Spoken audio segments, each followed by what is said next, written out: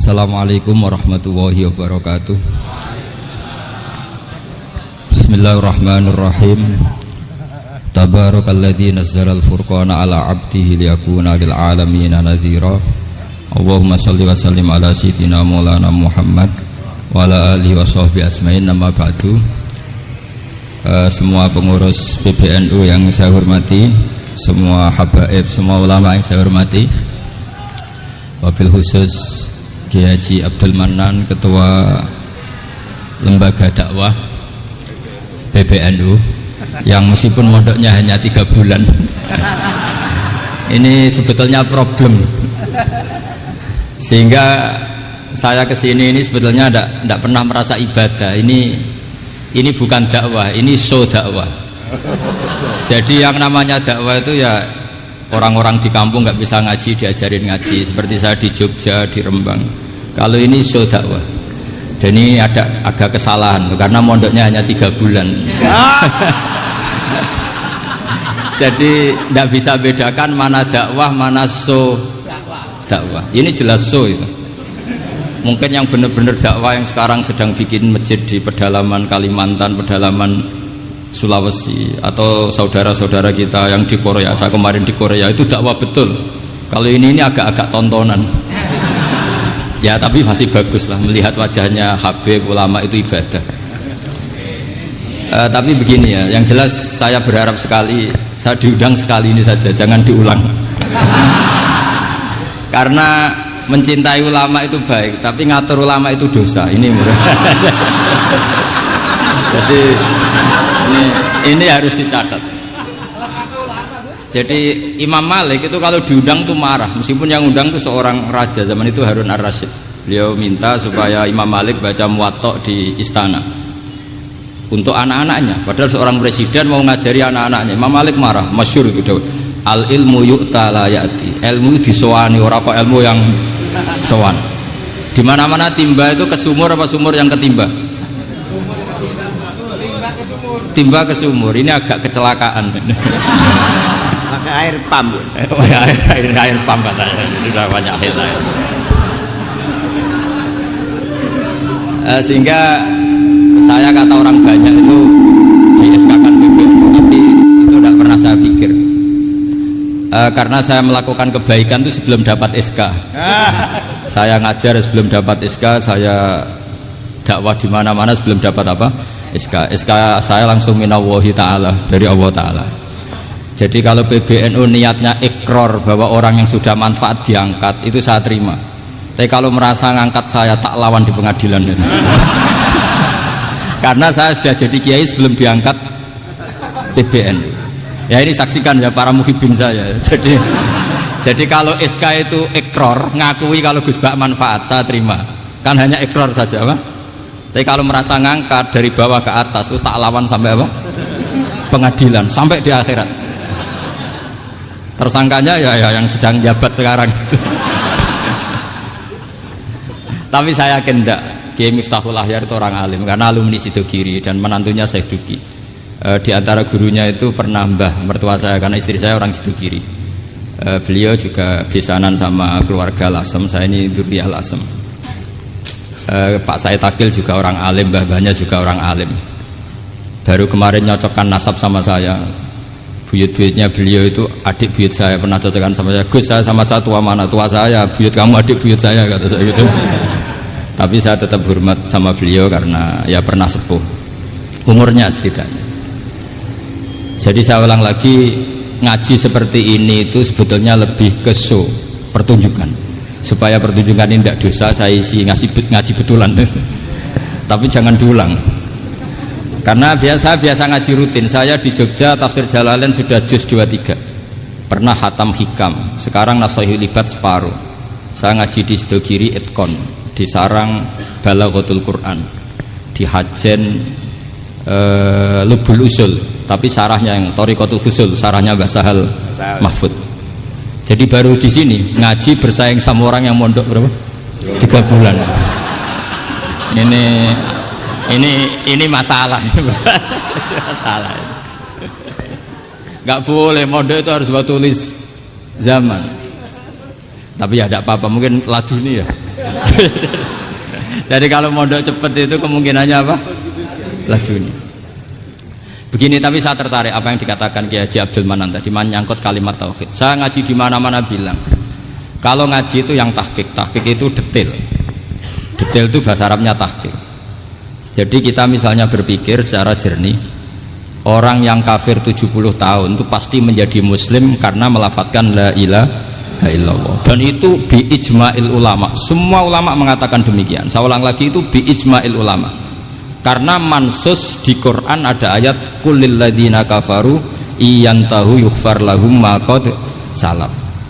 Kalau orang yang kafir 70 tahun bisa dihilangkan kekafirannya hanya dengan kalimat la ilaha illallah Muhammadur Rasulullah. Berarti kalimat ini statusnya apa? Penghilang kekafiran, apa? Penghilang kekafiran. Lalu ada kelompok yang mengatakan gara-gara kalimat la ilaha illallah dan pegang patok nisan itu orang menjadi kafir. Ini kan jadi paradok. Lafat yang kita statuskan sebagai penghilang kekafiran dengan lafat yang sama orang menjadi kafir. Itu nggak ketemu nalar. Mbok nalar paling apapun tetap nggak ketemu. Kecuali tadi ya dalilnya pokoknya ngotot tadi. Itu memang kacau itu. Tapi alhamdulillah mereka insya Allah ya sadar. Kamu jangan bayangkan mereka tidak sadar terus, berarti kamu doanya jelek. Bisa saja mereka sudah ingin sadar, berhubung digojlok ini terus nggak jadi sadar. Jadi jangan-jangan salah kita karena sering gojlok sehingga yang mau sadar jadi tidak apa? Nggak sadar. Saya tadi jam 10 sampai setengah 2 masih ngajar di pondok saya. Saya ngajar tafsir masih di Rembang sana saya. Terus saya ke Semarang Delalah Muyassar. Ya mungkin agak-agak keramat, jadi tetap jam 3:15 saya bisa ketemu Habib Umar Hafid. Saya beberapa menit ya diskusi tentang manhaj beliau, dan kebetulan saya sering belajar kitab beliau sama alumni-alumni Darul Mustafa. Meskipun saya tidak pernah ke sana, tapi saya tahu betul mazhab beliau karena al arwah junudun apa? Mujannada. Begini, saya sering dingendikani Mbah Mun, politik tidak jelas itu bagian dari kejelasan. Ini yang perlu dicatat. Jadi politik tidak jelas itu bagian dari apa? Kejelasan. Misalnya begini, siapa yang mengira Khalid bin Walid yang sangat musuhi Rasulullah, dia panglima orang kafir ketika ngalahkan Rasulullah di perang Uhud, akhirnya Khalid bin Walid masuk apa? Islam. Begitu juga Wahsy, qatilu ahabbin nasi ila Rasulillah, pembunuh Said Hamzah, akhirnya juga masuk Islam. Begitu juga Abu Sufyan, dia pemimpin besar kafir Mekah ketika perang Badar, ketika perang Khandaq, akhirnya juga Islam dan menjadi mertua Rasulullah Shallallahu Alaihi Wasallam. Dari fakta ini kemudian banyak ulama alim yang ngambil sikap itu ya coro Jawa itu anggang-anggang. Anggang-anggang itu gak tegas, tapi gak tegas dari rumusan ilmu yang detail. Saya ulang lagi, gak tegas tapi dari rumusan ilmu yang apa? Detail. Bisa saja orang yang sekarang kafir suatu saat mukmin atau muslim. Bisa saja yang sekarang sedang fasik suatu saat soleh. Bisa saja yang mondok 3 bulan rois PB NU. Sementara yang mondok lama kadang Kiai RT. Tapi itu hanya hukum duniawi. Saya yakin yang Kiai RT ini PBNU di akhirat. Karena mondoknya lebih apa? Lama. Itu tak jamin. Saya juga berencana mimpin NU di akhirat saja, bukan di dunia. Makanya saya mohon SK itu berakhir muktamar mendatang. Karena saya sudah kiai sebelum diangkat. Makanya saya ulang-ulang, kalau pengangkatan itu niatnya ikror, saya terima. Tapi kalau niatnya ngangkat, tak gugat di pengadilan. Ini tidak guyon, ini betulan itu. Ya, tapi ini hanya guyon saja. Nah, ini penting saya utarakan teori ngaji ya. Ini saya bacakan naskah asli Sayyid Umar Hafid supaya Anda dapat barokah beliau. Karena beliau selain alim allamah, muridnya Habib Salim, juga beliau pernah ngaji kutub Sayyid Abdul Qadir Segaf di Jeddah. Juga beliau sering istifadah di beberapa kiai. Ini saya baca teks Arabnya, kemudian saya terjemah. Bagi yang tidak setuju pemaknanya bisa gugat, karena saya baca Arabnya. Yang nggak setuju pemaknanya bisa gugat, tapi tak jamin kalah karena saya paham betul teksnya maknanya seperti itu. Logikanya tadi ya, ketika Rasulullah ngambil sikap tegas kepada Qatilu Hamzah yaitu Wahsy, dan ketika Rasulullah ngambil sikap tegas pada orang-orang yang mengalahkan beliau di perang Uhud, kaifa yuflihu qaumun fa'alu bi anbiya'ihim hakadha, bagaimana mereka jadi orang benar atau orang yang dapat kebahagiaan kalau mereka perlakuannya seperti Nabi seperti ini, yaitu Nabi sujja wajhuh masyhur wa kusirat ruba, yaitu Nabi itu wajahnya terluka, gigi serinya tanggal. Orang-orang seperti ini tuh nggak akan bejo kalau orang Jawa, nggak akan falah. Tapi apa yang terjadi? Allah menurunkan ayat laisa laka minal amri syai'un aw yatuba 'alaihim aw yu'adzibahum. Muhammad itu bukan wilayah kamu ngecap orang, menstigmasi orang itu tidak wilayah kamu. Saya bisa saja mengampuni mereka atau menyiksa saya itu atau menyiksa mereka itu wilayah saya, kata Allah. Saya bisa saja mengampuni mereka atau menyiksa mereka itu wilayah saya. Sehingga akhirnya apa? Rasulullah tidak ngambil sikap yang mungkin orang lain mengatakan itu tidak tegas. Tapi itu kearifan. Betul, akhirnya Wahsy malah masuk Islam. Khalid bin Walid panglimanya juga masuk Islam. Dan beberapa orang kafir juga masuk Islam, termasuk min bainihim ketuanya yaitu Abu Sufyan. Ini penting saya utarakan. Makanya ini saya baca pembenaran dari konstruksi pikiran tadi. Nah ini supaya khas. Ini khasnya orang mondok 10 tahun nih. Jadi ini tak baca ini. Nah, biar jelas ini nanti tagnya persis ya, tidak saya rubah. Ini di kitabnya Habib Umar Hafid, namanya itu Taujihun Nabi Limardoti Bari. Kalau diterjemah ya mengarahkan orang yang sadar. Nabi itu orang yang sadar ya, sampai ini termasuk orang yang sadar. Limardoti Rabbi, menuju mendapat ridho Tuhan atau Allah Subhanahu wa taala. Saya baca tagnya ini di halaman 179. Ini tidak ada yang saya rubah, tidak saya kurangi. Bismillahirrahmanirrahim. Fala buddha an nuwattina qulubana ala annana khodamatu ahli hadzal qaul wa yattali Allah min qulubina annana na'taqidu imkaniyata ayyasfa fi ahadina yaumal qiyamati man huwal ana kafirun yuslimu faya'lu sya'nu indal haqqi fayakunu sababan li kholasika fil qiyamah yumkinu dzalik. Jadi kita para dai, para kiai itu adalah khodamatu hadal kaun. Kita ini adalah pelayan alam raya ini yang selalu berharap alam ini akan lebih baik. Orang yang sekarang sedang kafir bisa saja nanti yang nyafaati kamu di akhirat, yaitu mereka masuk Islam lalu Islamnya lebih serius, akhirnya punya hak syafaat. Sementara kamu Islam mulai kecil tapi biasa-biasa saja seperti ini, mulai dulu ngaji terus sama Ki Abdul Manan, nggak pernah yang ngisi ngaji. Itu artinya nggak ada perkembangan. Makanya saya nggak ingin ngaji lagi, karena saya ingin perkembangan Anda nanti tukang mengisi, bukan yang diisi. Kalau saya nanti ngaji lagi di sini, artinya Anda kalau tetap mendengarkan itu tidak ada perkembangan. Pantes saja semulang Gus Bahak sampean sing ngaji.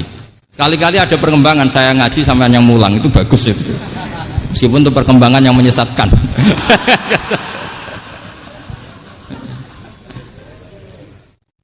Ini penting saya utarakan. Ini dawuhnya Said Umar ya.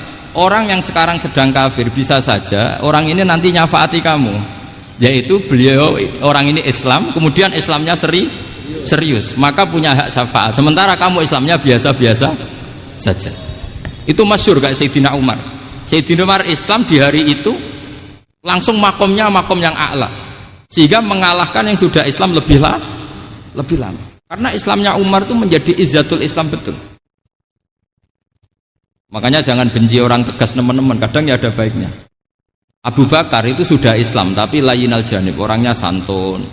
Kalau dipisoi orang yang menengahi lah, kira-kira seperti itu. Begitu juga Bilal, Ammar, Suhaib. Singkat cerita, Rasulullah itu sering dibully ya, sering disiksa orang-orang kafir. Rasulullah berharap, wah kalau yang Islam gini terus repot. Melihat Umar ini petarung di pasar Uka, dia dapat uang itu kalau tarung, menangan. Kata Rasulullah, kalau ini yang Islam ya bagus. Beliau berdoa, Allahumma aizal Islam bi Umar. Itu kira-kira 2 hari dari doa beliau, Umar masuk Islam. Itu pertama masuk Islam itu orang-orang kafir diparani. Kalau kamu ganggu Rasulullah Muhammad, tak bunuh. Semenjak itu orang kafir yang gentenan sembunyi. Sehingga kata para mereka yang Islam, Islam selalu jaya mut aslama Umar, ketika Umar masuk Islam. Itu dalam satu hari Islam itu Rasulullah sudah ngendikan Umar yang Islam sehari ini imannya kalau ditimbang separuh ahli dunia masih unggul sama Islamnya Umar. Nah bisa saja seperti itu. Jadi saya minta sama teman-teman yang mencintai ilmu, tidak tegas itu bagian dari ketegasan dalam ilmiah, karena kita ini tidak mengendalikan dunia, tidak mengendalikan hidayat, hanya Allah piyambak yang ngasih apa? Hidayat. Maka sikap kita laisa laka minal amri syai'un aw yatuba alaihim aw yu'adzibahum. Rasulullah yang ahabbul khalqi ilallah saja tidak boleh tegas karena semuanya potensi itu ada. Cuma kita tegas dalam kebenaran saja, tapi nggak perlu tegas dalam mengawal kebenaran. Kenapa demikian? Karena Islam ini agama yang akan dijaga Allah ila yaumil. Yang jaga Islam bukan PBNU, bukan PP Muhammadiyah, bukan kiai.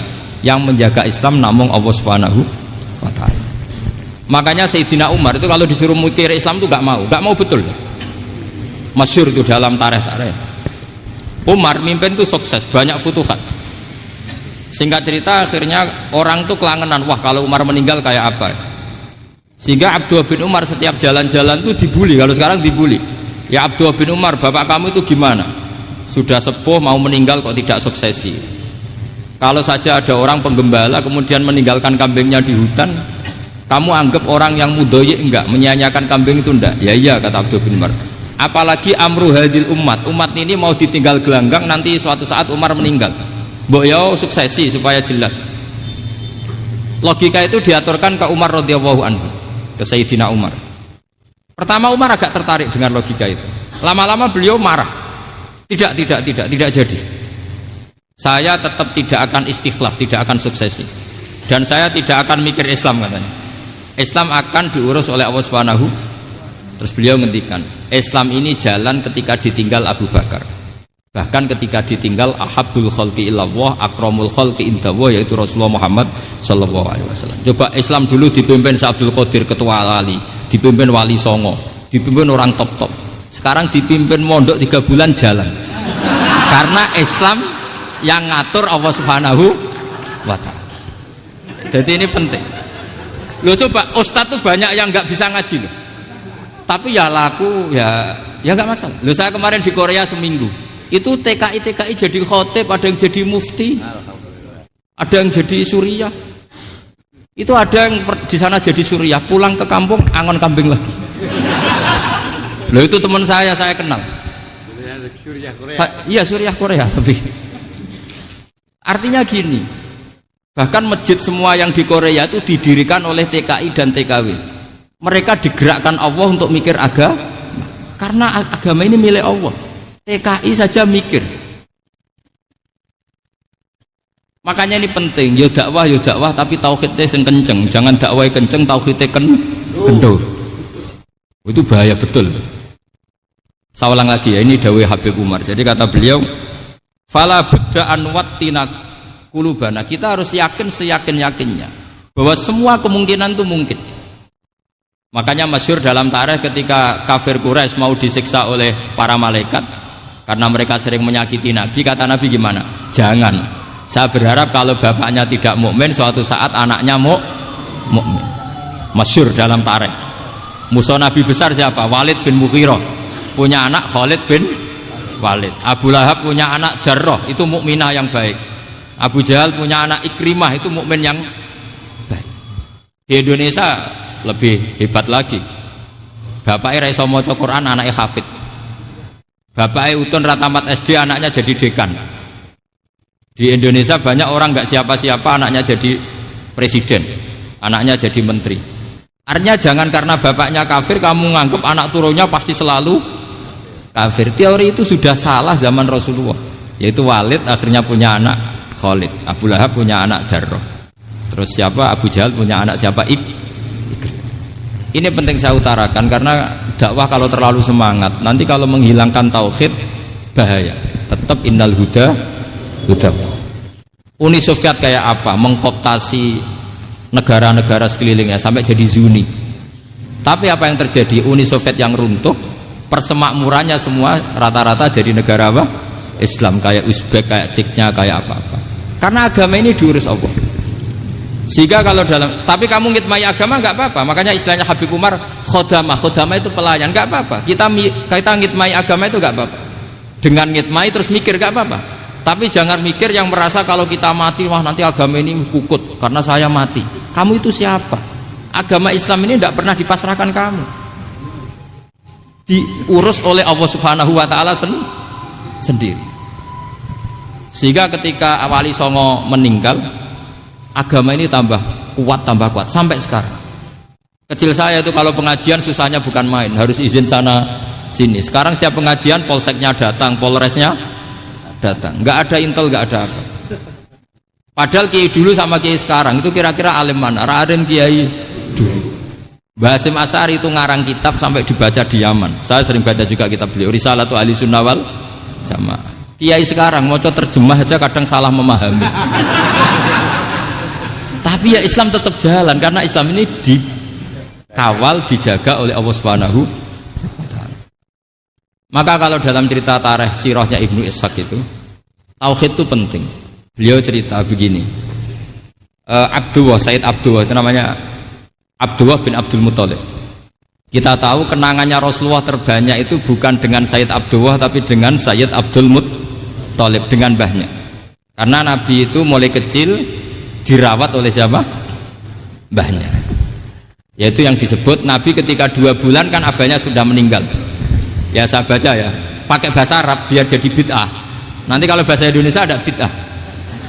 Tidak betul tuh. Diba atau berjanji sebenarnya itu kitab sejarah, berhubung dibaca bahasa Arab terus kayak mantra.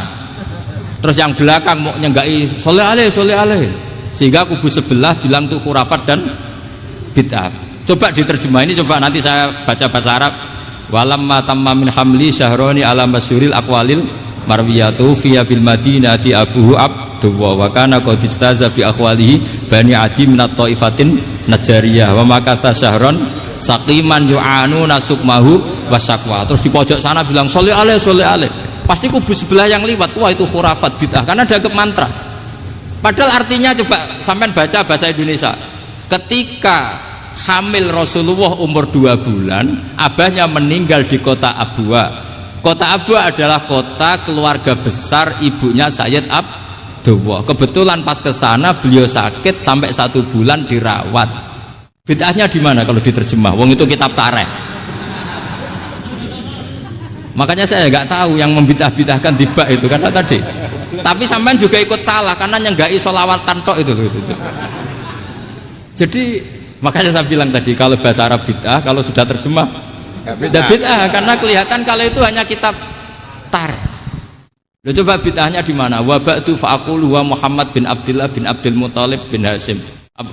Itu kalau diterjemahkan, kamu harus tahu siapa nama Muhammad. Muhammad punya abah siapa? Rasulullah Muhammad Abdullah. Punya abah siapa? Abdul Mut. Punya abah siapa? Hasyim. Coba baca gitu di kubu sebelah. Oh iya gitu. Berhubung kok baca bahasa Arab. Wa ba'du fa'aqulu wa Muhammad bin Abdullah bin Abdul Muthalib bin Hasyim.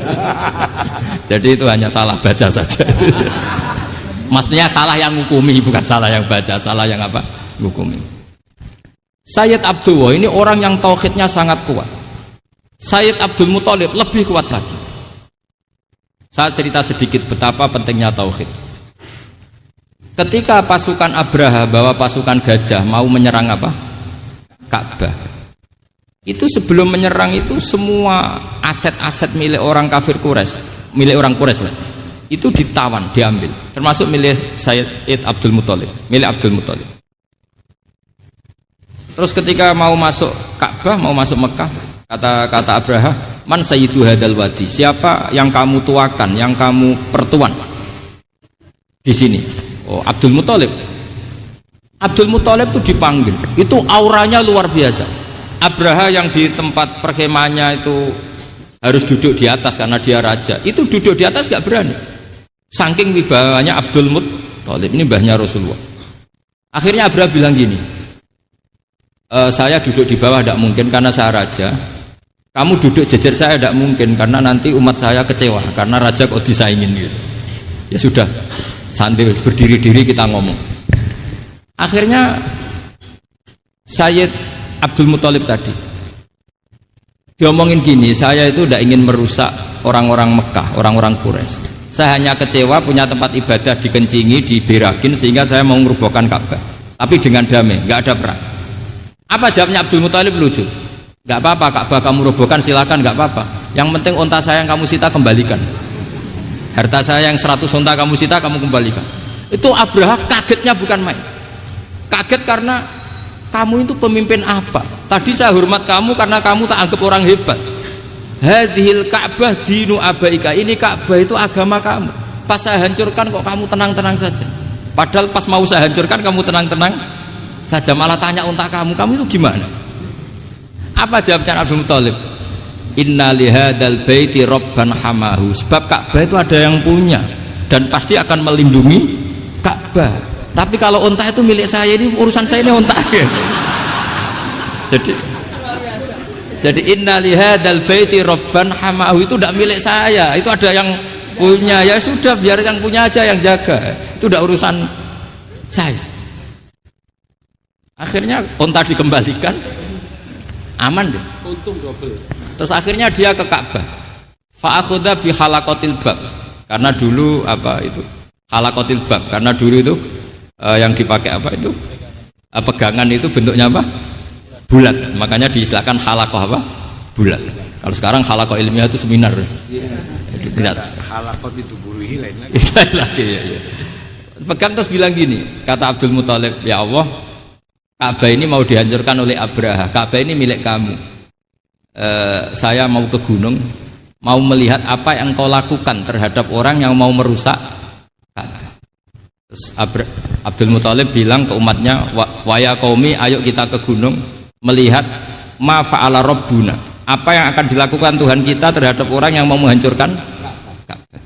Jadi santai saja, santai. Terus Abdul Muthalib naik gunung sama orang-orang Quraisy. Abraha datang mau merusak Ka'bah, terus terjadi alam taro kaifa fa'ala rabbuka bi ashabil fil. Itu melihat, dan betul Ka'bah dijaga Allah. Islam juga gitu. Ketika Islam dikooptasi Uni Soviet, semua ulama, semua wali perasaannya hanya nunggu kehancuran Uni Soviet, karena pasti agama ini dijaga Allah. Saya setiap sholat, setiap munajat, ketika baca Rabbana lakal hamdu bil samawati wa mil'ul ardi. Dulu saya iskal itu janggal. Ya Allah, engkau zat yang layak dipuji, yang pujian itu memenuhi langit dan bumi.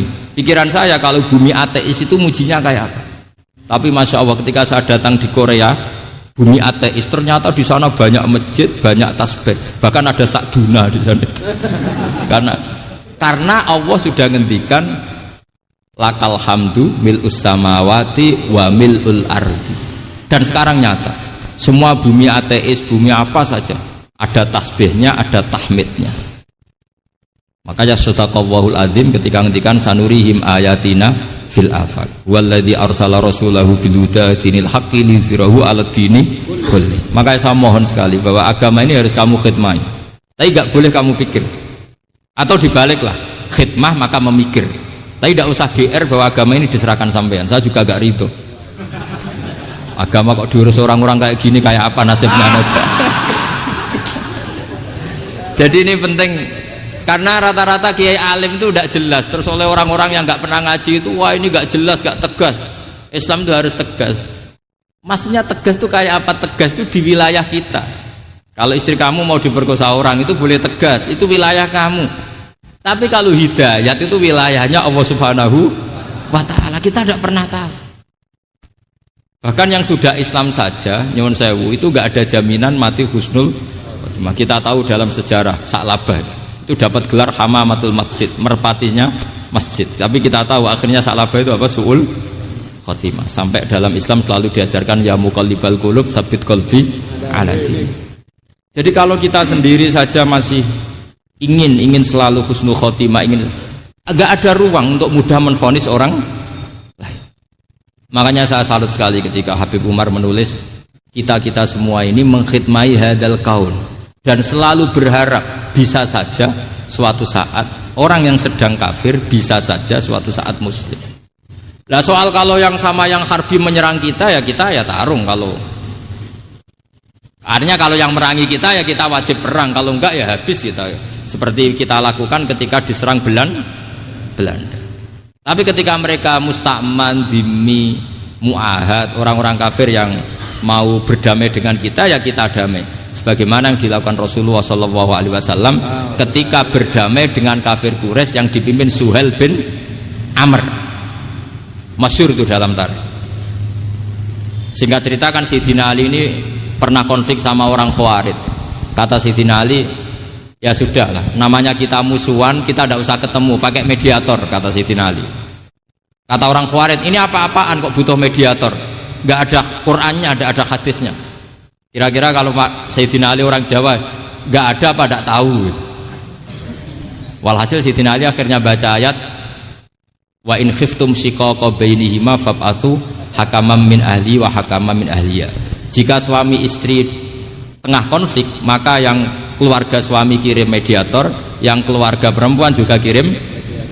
Terus kata Sayyidina Ali, wa amru ummati Muhammad a'dhamu min amri rajulin wa imra'atin. Kalau suami istri saja ketika konflik butuh mediator, apalagi ini kelompok besar, pasti lebih butuh mediator. Akhirnya lalu mediatornya siapa? Kata Sayyidina Ali, ya siapa saja yang penting baik. Ditunjuk seseorang, diprotes sama orang Khawarij, ini orang nggak kredibel. Oh, terus Sayyidina Ali marah-marah. Rasulullah itu pernah berdamai dengan orang, bahkan orang itu kafir, yaitu Sulhul Hudaybiyah. Nabi itu berdamai dengan orang yang bernama Suhail bin Amr ketika itu kafir. Makanya ini menunjukkan bahwa musolahah ma'al kufar itu boleh demi kelangsungan bernegara, berbangsa. Kamu tidak usah meragukan reputasi NU. Ketika dulu kafirnya kafir harbi zaman Belanda, ya Mbah Hasim fatwa apa? Jihad. Jadi jangan kira tidak tegas, kita tegas sekali. Justru kita yang punya masa lalu tegas. Tapi kepada siapa dan dalam konteks apa? Paham ya? Terus ini penting sekali untuk dijernihkan. Ini saya baca berikutnya nanti, tidak supaya tahqiq. Saya syukur sekali, saya tadi sekaligus minta ijazah sama Habib Umar, dan memang saya ngaji ini lama sama teman-teman alumni Yaman, cuma belum pernah ketemu mu'alifnya. Tadi saya ketemu minta ijazah itu, dan beliau senang sekali, bahkan sempat bikin tulisan di kitab saya ini. Sama tidak perlu baca, karena kalau bisa ya biasa, kalau tidak bisa malu ya sudah, tidak usah baca.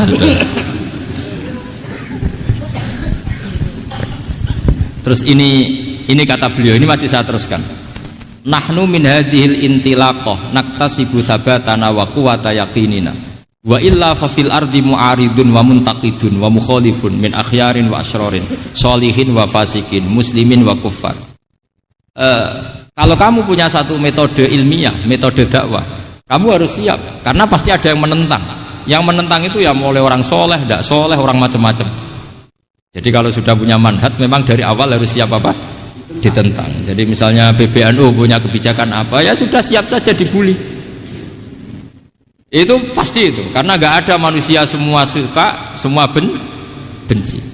Kata beliau, anta in kunta fi syakkin min hadzal maslak wal manhaj fattabi man syi'ta wasaha angka ghaniyah wa in kunta ala yaqinin annahu al huda wa mirasun nubuwah wa annahu haqiqatu tarjamatil ahdi ma'rab fala tata'athar min kalami ahadin yakunu mangkana. Jadi intinya kita mengawal Islam secara rahmatan lil alamin itu justru kita berharap menjadi simpatik dan menjadikan mereka menjadi napa Islam. Jangan ketika simpatik dianggap gak tegas. Saya masih ingat betul dawe Mbah Mun, hak sekseni, kata beliau. Saya masih ingat kalimatnya, sekseni. Aku ra tegas itu berdasar ayat laisalaka minal amri syai'un aw yatuba alaihim aw yu'adzibahum. Karena potensi sosial itu bisa rubah. Orang yang sekarang kawan kamu bisa saja suatu saat jadi musuh. Yang sekarang musuh kamu bisa saja suatu saat jadi kawan. Terus kamu ngambil sikap tegas dalam sesuatu yang nggak stabil seperti ini, lalu tegas itu kan nggak pada tempatnya. Makanya yang seperti ini kata Allah pakai asa itu menawa. Asa wahu ayyaj'ala bainakum wa bainal ladzina adaitum minhum mawaddah. Bisa saja orang yang sekarang musuhan dengan kamu suatu saat dijadikan mawaddah. Kamu udah mawaddah itu saling mengasihi. Kamu udah usah tanya, wallahu qadir, kata Allah, karena Allah mampu. Jadi dalam hukum-hukum sosial Allah seringnya bilang apa? asa. Misalnya wasa antakrahu syai'a wa huwa khairul lakum, wasa antuhibbu syai'a wa huwa syarrul lakum. Karena masalah sosial ini semuanya asa, yang pernah tahu siapa?